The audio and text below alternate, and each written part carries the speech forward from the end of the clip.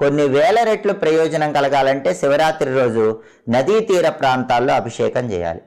దేవాలయ ప్రాంగణాల్లో అభిషేకం చేస్తే లక్షల రెట్లు ఫలితం ఉంటుంది. దేవీ దేవతల ఆలయాల్లో ఉన్న శివలింగాలకు అభిషేకం చేస్తే లక్షల రెట్లు ఫలితం వస్తుంది.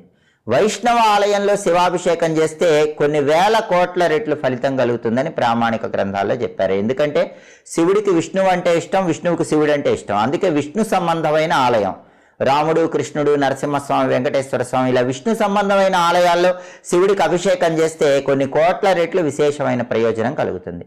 శివరాత్రి రోజు అందరూ రకరకాల ద్రవ్యాలతో అభిషేకం చేస్తారు. పసుపు కలిపి నీళ్లతో శివుడికి అభిషేకం చేస్తే కుటుంబ కలహాలు తగ్గిపోతాయి, భార్యాభర్తల మధ్య అన్యోన్యత పెరుగుతుంది. ఈ రోజుల్లో డైవర్స్ అనేది ఎక్కువైపోయింది. ఆ డైవర్స్ అనేది తగ్గించాలంటే, భార్యాభర్తల మధ్య విడాకులు పోవాలంటే శివరాత్రి రోజు పసుపు కలిపి నీళ్లతో శివుడికి అభిషేకం చేసుకోవాలి. అలాగే ఈ రోజుల్లో తల్లిదండ్రులు పిల్లలు కలిసి ఉండట్లేదు.